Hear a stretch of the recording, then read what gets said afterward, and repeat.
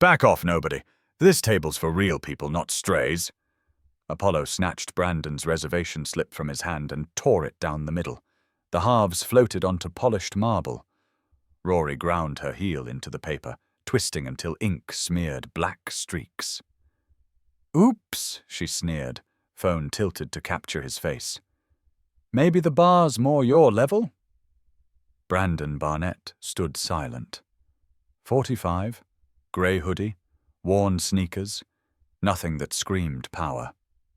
Around him, Meridian's Friday night crowd froze mid-sip. Crystal glasses hovered. Phones rose from designer bags. Apollo draped his arm across the VIP banquette like a king surveying subjects. Floor-to-ceiling glass framed Chicago's skyline. The couple sprawled across leather, owning the moment. He was just the entertainment. Dylan Cross emerged with the confident stride of 15 years in upscale hospitality. At 43, he wore authority like a uniform. Tailored vest, practiced neutrality, unshakable belief in his judgment. Madison had briefed him. Guest claims VIP reservation. Not in system. Won't leave. He approached Brandon with his most professional smile. "Good evening, sir. I'm Dylan Cross, the general manager. I understand there's confusion about your reservation." Dylan's trained eye catalogued details. Worn sneakers, faded hoodie, old phone, no signals of wealth. "No confusion," Brandon said evenly. "I have a reservation for 8:15, VIP section, window table." He pulled out his phone. Dylan glanced toward the VIP section where Apollo and Rory were settling in. Phone recording. He recognized them, the kind of guests worth accommodating. "I'm sure you believe you have a reservation, but our system shows no booking." "Here." Brandon turned his phone screen toward Dylan. The confirmation email was clearly visible. Dylan studied it. Could be photoshopped. Could be a different location. "This could be from another property. No, it's this location. The address is right there." Dylan's smile tightened. Other diners were noticing. "Sir, without a booking in our system, I can't accommodate you in VIP. However, we might have space at the bar." "I don't want the bar. I want the table I reserved." Something defensive rose in Dylan's chest. "That table was reserved by Mr. Ruiz and Ms. Rowe. Their booking is confirmed. Now, I must ask you to accept alternative seating or leave." "What's your dress code policy?" Dylan felt uncomfortable. "We maintain certain standards for VIP, a level of formality." "What level? Specifically?" "It's a judgment call based on presentation. And frankly, sir, your current attire doesn't meet our standard for premium dining." From VIP, Apollo's voice cut through. "Is there a problem over there?" Dylan lowered his voice. "Sir, you're creating a disruption. Will you accept alternative seating, or do I need to call security?" "I'll wait. I'm not leaving until this is resolved properly." Dylan turned away, gesturing to the security guard, missing Brandon typing a response. "On my way. ETA 12 minutes." Marcus Thompson, a civil rights attorney, set down his fork as the commotion caught his attention. He'd spent 12 years litigating discrimination cases. He recognized the stillness in Brandon's posture. Not passivity, but control. Marcus pulled out his phone, hit record, placed it beside his water glass. Document everything. Dylan had summoned 2 security guards flanking Brandon. "Sir, I've tried to accommodate you, but you're refusing to cooperate. These gentlemen will escort you outside. If you resist, we'll contact Chicago PD." Brandon kept his eyes on Dylan. "I'm not resisting. I'm standing here waiting to speak with someone who can address my confirmed reservation being ignored." "You don't have a confirmed reservation." Dylan snapped. "What you have is a fake email and audacity." The accusation hung in the air. Conversations paused. The taller guard placed a hand on Brandon's shoulder. "Come on, buddy." Marcus stood. "Excuse me, I'm an attorney and I'm recording this interaction." Dylan's head whipped toward him. This doesn't concern you. Sit down. It concerns me when I witness discriminatory treatment. This gentleman presented evidence. He's been calm. Yet he's threatened with removal while other guests were seated immediately without question. Those guests had confirmed reservations. And this gentleman claims he does too. Has anyone verified? Checked back-end logs? Called your reservation manager? Dylan's expression darkened. We don't need to justify our policies. This is private property. Illinois is one-party consent. I don't need permission to record. Apollo had risen. Phone extended. His livestream counter climbed past 200,000. Yo, this is wild. Apollo narrated. Security's about to remove someone who tried to scam into VIP. He panned across Brandon's worn clothing. Rory appeared beside him. That's so sad. I get wanting nice things, but there are boundaries. An older woman approached. I'm a regular here for 5 years. I've never seen you verify dress code in VIP. I've seen jeans and sneakers, but they were all different from this gentleman. Dylan flushed.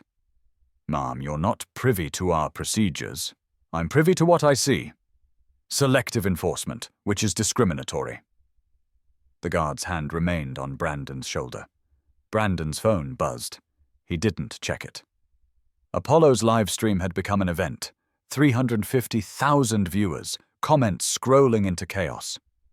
Guys, this is getting intense.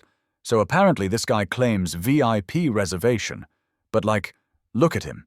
Does he look like someone who belongs in VIP? Apollo zoomed in on Brandon's Nikes. Rory leaned into frame. It's giving main character syndrome. Reality check time. Comments exploded. This is racial profiling versus he's scamming versus just leave. Dylan watched the view count climb. Gentlemen, escort this individual outside. The guard tightened his grip. Sir, you need to come with us. Brandon didn't move. You're asking me to leave where I have a confirmed reservation without verifying, based solely on appearance. That's discrimination. It's not about appearance. Which policies? Marcus interjected. Specific numbers. And when were they last applied to someone who looked like them? This is not about race. Then what is it about? Apollo recorded everything. Just admit you don't have a reservation. Why make it a big deal? Because it is a big deal, Brandon said, real emotion entering his voice.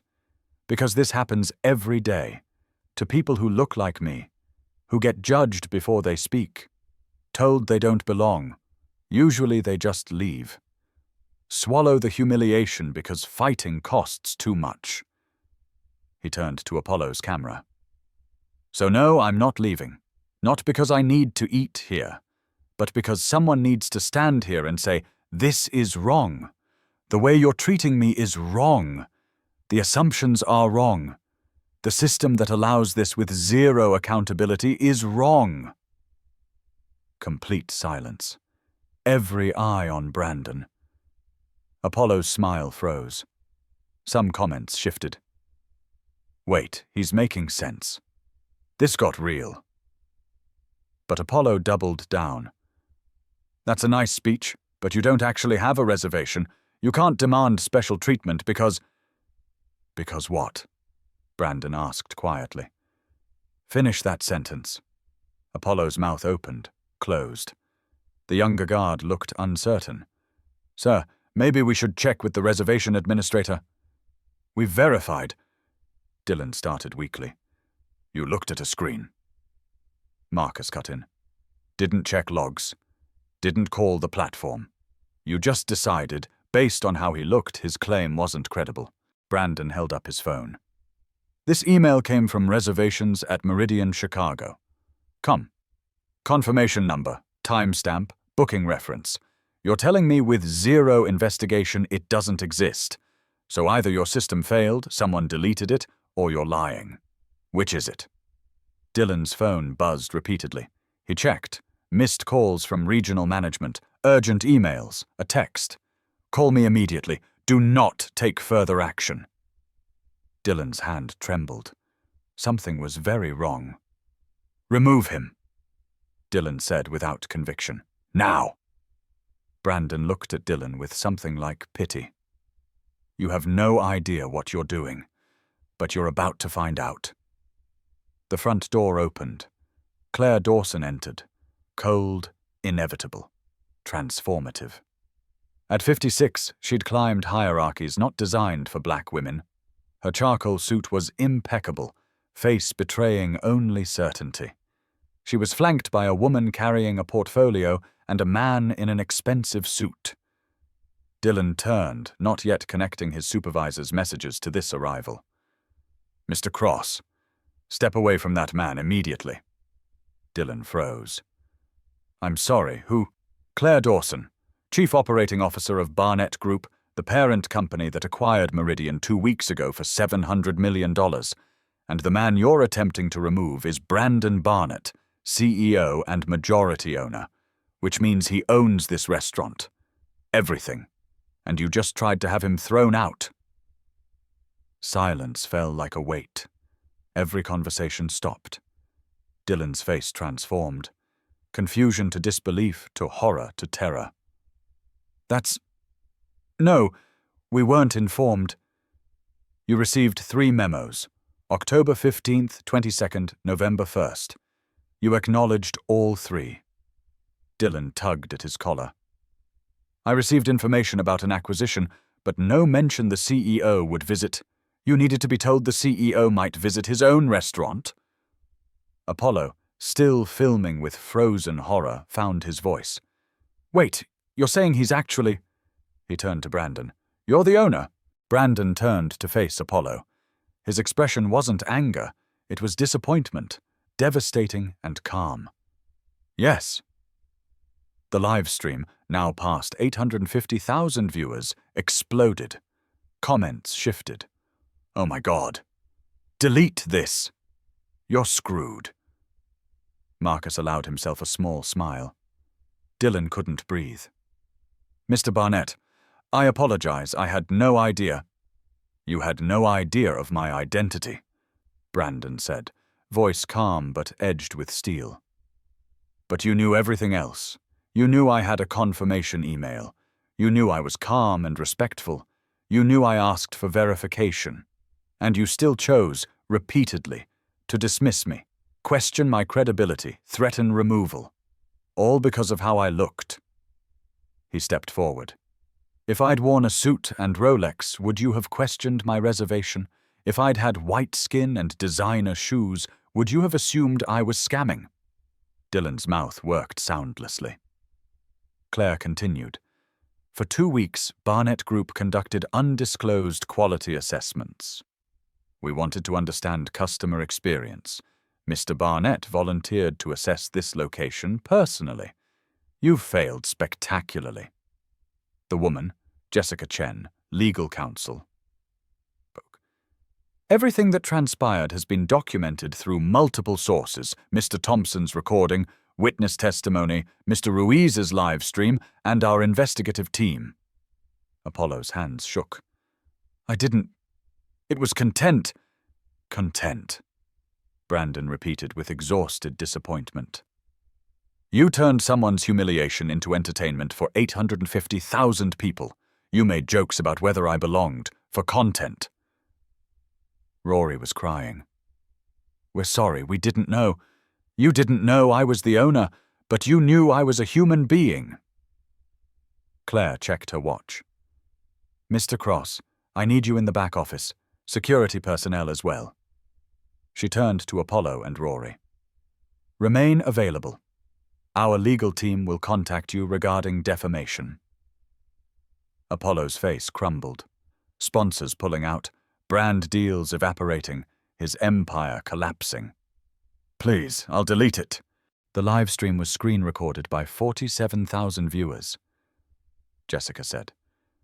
"Deletion isn't an option." Marcus stepped forward. "I'm an attorney specializing in civil rights. I recorded everything. If your legal team needs documentation—" "We'd appreciate that, Mr. Thompson." The older woman approached. "Eleanor Kim, PR consultant. When you're ready to address this publicly, I'd like to help. Pro bono. Brandon looked at them. Thank you. Both of you. Seriously. Around the restaurant, diners processed what they'd witnessed. Some looked ashamed, others angry on Brandon's behalf. A few were leaving. The young black bartender was crying and smiling. Dylan stood in the center, his career imploding. Finally understanding the power he'd wielded had never really been his. Claire gestured toward the back. Mr. Cross, now. As Dylan walked toward his final conversation as manager, Brandon stood in the restaurant he owned, wearing his hoodie, his old sneakers, his refusal to perform wealth, and felt the weight of every person ever judged or excluded settle on his shoulders. This wasn't about him anymore. It was about every mysteriously disappeared reservation, every selectively enforced dress code, every system claiming neutrality while systematically excluding people. Tonight, someone with power to change those systems had experienced them firsthand. In the back office, Claire stood while Dylan collapsed into a chair. Brandon joined them with Jessica and the documentation specialist. Mr. Cross, your employment is terminated effective immediately. Dylan's breath hitched. Ma'am, please, 7 years. 7 years of service disparities aligning with racial demographics. Claire said. In 6 months, 73% of guests denied VIP despite reservations were people of color. 89% of dress code violations cited were for Black and Latino patrons. Those numbers are out of context, are they? Brandon spoke quietly. What I experienced didn't happen in a vacuum. The speed you dismissed me, the certainty I was lying, the ease you escalated, that came from practice, from pattern. I don't have a racist bone. That's the problem. Claire cut in. You think treating everyone the same means applying the same suspicion. But those standards aren't neutral. They're built on assumptions poisoned by bias. Jessica placed termination papers on the desk. 2 weeks severance despite 4-cause dismissal. Sign the NDA, agree not to pursue legal action. We won't pursue action against you for discriminatory practices. Dylan stared. I have a family, a mortgage. I can terminate you, Brandon said without pleasure. And I am, because if I don't, you'll bring these patterns elsewhere. Perpetuate the same exclusion. Dylan signed with trembling hands. One more thing, Brandon said. The security guards, suspended, not fired. They need retraining, but they were following your orders. Outside, Claire addressed the witnesses. Apollo and Rory sat at their table looking like they awaited execution. There was a serious discriminatory incident tonight involving a guest, who happens to be our CEO, but that's immaterial. Discrimination is discrimination. She turned to Apollo and Rory. You publicly humiliated a guest, turned discrimination into entertainment, encouraged followers to mock him. Rory cried openly. We'll do anything. What I want is for you to understand actions have consequences. Our legal team is filing civil suit for defamation. The amount will be substantial, but not ruinous. Jessica added. We've contacted your sponsors. Most have begun termination proceedings based on values clauses. Apollo put his head in his hands. Brandon emerged. I'm going to say something. Not because I want attention, but because this moment is bigger than me. He walked to the dining room center. Marcus recorded. Eleanor prepared to document. My name is Brandon Barnett, CEO of Barnett Group, which acquired this chain 2 weeks ago. I came tonight to see how this location operated when nobody knew me. What I experienced was a system judging people not by reservations or behavior, but by appearance and assumptions. He paused. Some of you think it worked out because you're CEO, but that's the problem. I shouldn't need to be CEO for my reservation to be honored. I shouldn't need to prove net worth for basic dignity. Nods rippled through the room. So here's what changes. Starting Monday, every Meridian location begins mandatory anti-bias training. We're implementing third-party complaint systems, mystery shopper programs, and a fund supporting legal action for guests experiencing discrimination. To those who stood up, Mr. Thompson, Ms. Kim, thank you. You remind me power isn't just position, it's courage to challenge injustice. And to Mr. Ruiz and Ms. Rowe, I hope you learn about responsibility with a platform. When you mock someone, dismiss their dignity, treat their pain as content, you teach all those people it's acceptable. Brandon took a breath. That's all. Please enjoy your meals. Dessert is on the house. The bartender started clapping. Then Marcus. Then Eleanor. Then the entire restaurant. Applause not just for Brandon, but for witnessing justice, for seeing power used to protect rather than exclude. Brandon nodded and made his way out. Claire fell into step beside him. You did well, both in there and in restraining yourself. Brandon laughed with exhausted relief. I wanted to. I know. That's why you're a good CEO. You chose system change over revenge. They stood in the streetlight, city sounds washing over them. Brandon's phone buzzed. His wife. I'm watching clips on Twitter. Are you okay? He smiled, typing. I'm fine. We should expand bias training to all properties. Her response. Already drafting the proposal? I love you. Love you too. He looked at Claire. There'll be pushback. Let them push back. We have 850,000 witnesses. Public opinion is on our side, and more importantly, basic human decency is. Jessica checked her tablet. Livestream clips shared over 2.3 million times. At Meridian drama trending nationally. Most commentary is supportive, though some claim reverse racism or corporate overreach. There always are, Brandon said. Let them talk. People who get it will get it. But that won't stop us from doing what's right. They stood together in the Chicago night, 3 people who'd participated in a moment that would ripple far beyond one restaurant, one evening. The news broke by morning. Chicago Tribune's headline, Black CEO experiences discrimination at his own restaurant. Meridian chain faces reckoning. Dylan Cross woke to 17 missed calls, 43 texts, an overflowing inbox. His hands shook scrolling through each detonation, former colleagues distancing themselves, headhunters withdrawing offers. His LinkedIn, 12,000 views overnight. Hospitality groups had removed his membership. His wife stood in the doorway, confused and horrified. Dylan, there's video everywhere. What happened? He couldn't explain how a routine evening became career-ending catastrophe. By noon, his name was scrubbed from Meridian's website. By evening, former employees came forward with discrimination stories. Industry publications ran think pieces about systemic bias in upscale dining. Dylan Cross was now unemployable in the field he'd devoted his life to. Apollo and Rory's downfall was more public. The live stream, despite deletion attempts, had been saved and re-uploaded hundreds of times. Clips garnered millions of views. Influencer mocks restaurant owner not knowing it's his restaurant. By Saturday, Apollo lost partnerships worth $380,000 annually. Rory's younger audience turned on her with swift brutality.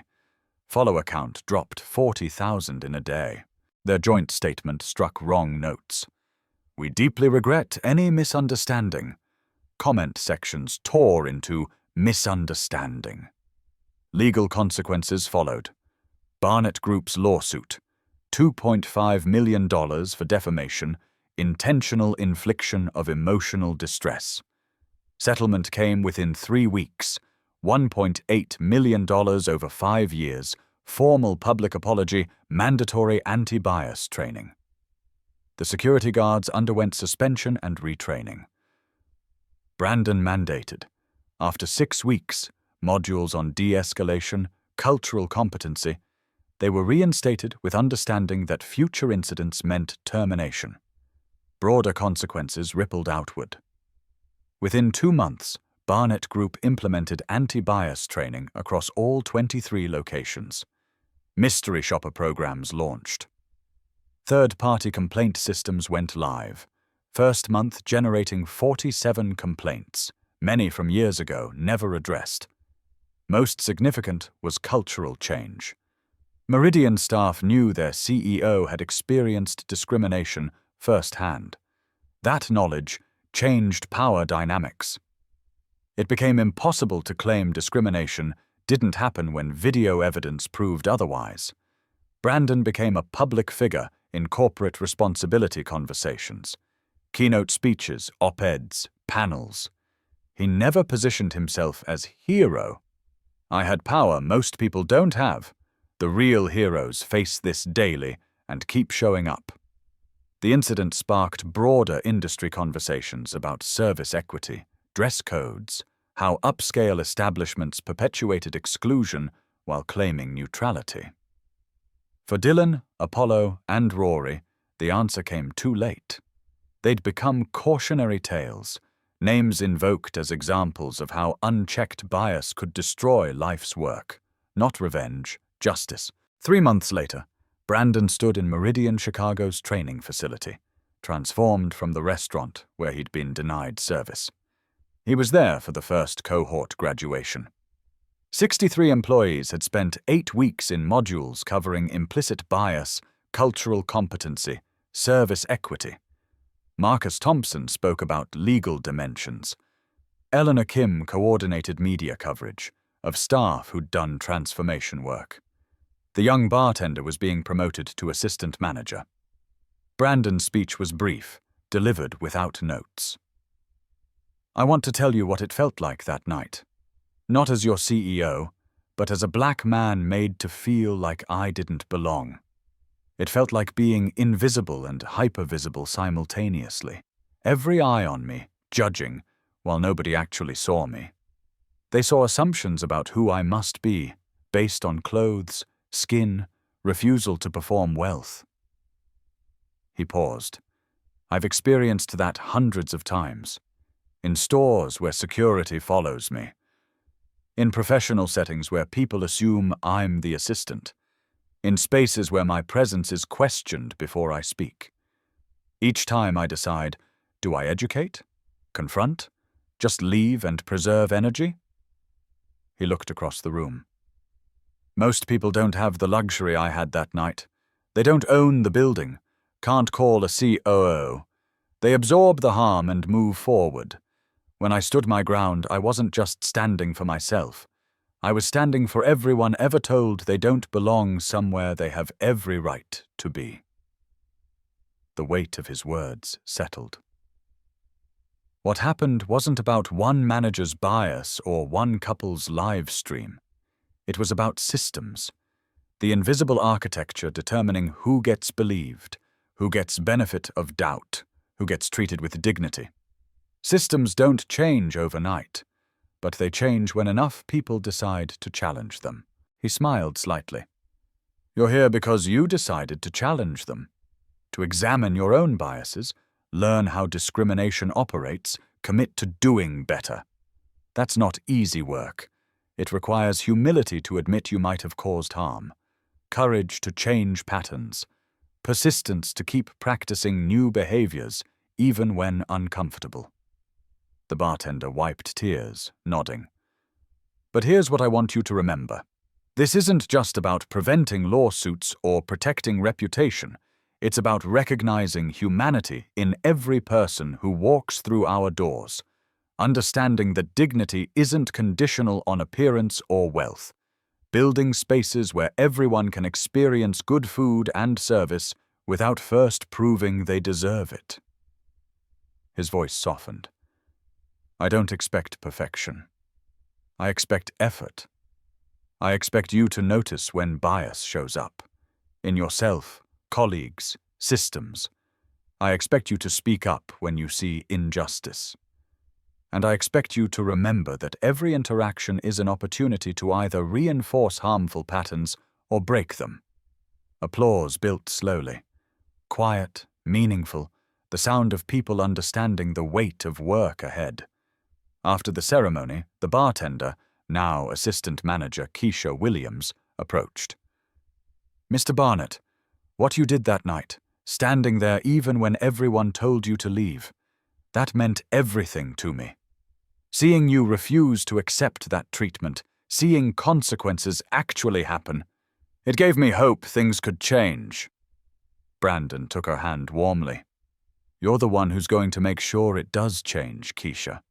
You're working here every day, interacting with staff and guests, modeling what equity looks like. That's the work that matters most." She smiled through tears. "I won't let you down. You couldn't if you tried." 6 months later, Brandon gave a TED Talk. He stood on stage wearing dark jeans, a simple black sweater, and the same worn Nikes from that night at Meridian. The audience noticed. "I want to talk about power. Who has it? How it's used. And what happens when someone with power chooses to experience powerlessness." He told the story. The reservation that wasn't honored. The manager who saw clothes instead of confirmation codes. The live stream that turned humiliation into entertainment. The moment when his COO walked in and the power structure inverted. Here's what I learned. Having power doesn't exempt you from bias. It doesn't make you immune to being judged or dismissed. What it does is give you options most people don't have. I could call my COO. I could reveal my identity. I could fire the people who'd mistreated me. He paused. But most people experiencing discrimination don't have those options. They just have to absorb it. And that's why this isn't just my story. It's what happens every day to millions who don't make headlines when they're treated unfairly. The audience was completely focused. So here's my challenge. Whether you're a CEO or a cashier, notice. Notice when someone is being treated differently based on appearance. Notice when assumptions are being made. Notice when systems claiming to be neutral are actually deeply biased. He smiled slightly. And then? Don't just notice. Act. It doesn't have to be dramatic. Sometimes action is as simple as saying, "That interaction seemed unfair. Can we discuss it?" Sometimes it's recording what you witness. Sometimes it's choosing not to be a bystander. His voice grew stronger. Because here's the truth. Every time you witness injustice and say nothing, you're not being neutral. You're choosing the side of the person with more power. Silence isn't neutrality. It's complicity. He let that land. Now I know some of you are thinking, but I'm just one person. I can't change systems. And you're right. You can't change them alone. But systems are just collections of individual choices being made repeatedly until they become patterns. Every time you make a different choice, every time you challenge bias, speak up for someone being treated unfairly, refuse to participate in discrimination, you're disrupting that pattern. Brandon walked to the stage edge. The couple who live-streamed my humiliation lost sponsorships, followers, income. The manager who tried to remove me lost his job. Some people say that's too harsh, that they made a mistake. But here's what I say. They didn't need to know who I was. They needed to treat me like a human being with a confirmed reservation. The consequences weren't about punishing ignorance. They were about demonstrating that actions have impacts. He straightened. But consequences alone don't create change. What creates change is building new systems. At Barnett Group, we implemented mandatory bias training, third-party complaint mechanisms, mystery shopper programs. We created structural accountability because good intentions aren't enough. His smile turned mischievous. And here's the beautiful irony. The couple who mocked me on livestream, their video became one of our most powerful training tools. We show it in programs, not to shame them, but to demonstrate how quickly assumptions escalate into harm, how easy it is to treat someone's dignity as contempt. Laughter rippled through the audience. So, to everyone watching, and I know it'll be shared, posted, clipped, here's what I want you to take away. You have more power than you think. Not institutional power necessarily, but the power to notice, to speak, to refuse to participate in harm. Use it, not just when it's comfortable, but especially when it costs you something. He paused. Because the person being discriminated against today might not be a CEO. They might not have recourse or resources. They might just have to absorb the harm. But if you stand up, if you witness, document, challenge, you might be the only person who makes them feel like their dignity matters. His voice softened. 3 months after that night, I received a letter from a young black woman who'd been a server at one of our locations. She'd experienced discrimination from her manager for 2 years, but never reported it because she didn't think anyone would believe her. When she saw what happened to me, she finally understood it wasn't her fault. She filed a complaint. We investigated. Her manager was terminated, and she's now in our management training program. He smiled. That's what system change looks like? Not just consequences for people who cause harm, but opportunities for people who've been harmed to step into power themselves. Brandon spread his arms. So here's my final challenge. Go back to your organizations, communities, lives, and ask, where am I seeing bias operate unchecked? Where am I witnessing discrimination and calling it policy or standards? And then ask, what would it cost me to challenge that? What would it cost others if I don't? He paused for the final beat. Because that couple grabbed what they thought was just a VIP table that night. But what they actually grabbed was a lesson that would reach millions. Your assumptions about who belongs, they're not as reliable as you think. Your confidence that you can judge someone's value by appearance, it's not serving you. And your belief that there won't be consequences for treating people with contempt, he smiled. Well, test that belief at your own risk. Standing ovation, people wiping tears, pulling out phones. As Brandon walked off stage, his phone buzzed. A text from Keisha. Just watched your TED Talk with the whole Chicago staff. We're all crying. Thank you for reminding us why this work matters. He typed back. Thank you for doing the work. That's what matters most. A young black man approached. Mr. Barnett, I'm in hospitality management. I've experienced what you described. I've been thinking about leaving because I'm tired of fighting. But watching you tonight, maybe I'll stay. Maybe I'll be the change. Brandon took his hand firmly. Stay, fight, build better systems. We need people like you in leadership. The young man nodded. I will. Thank you. Walking into the cool evening, Brandon felt the weight of the past 6 months. The training programs, policy changes, difficult conversations, resistance from people who insisted bias wasn't real. But he also felt the lightness of forward motion. Systems were changing. People were learning. Every day, someone who might have been judged and dismissed was instead being seen and valued and welcomed. That Friday night at Meridian, Chicago, had been many things. Humiliating, infuriating, eventually vindicating. But most importantly, it had been a beginning. And as Brandon had learned in 50 years of life, beginnings were where transformation happened. You just had to have the courage to start.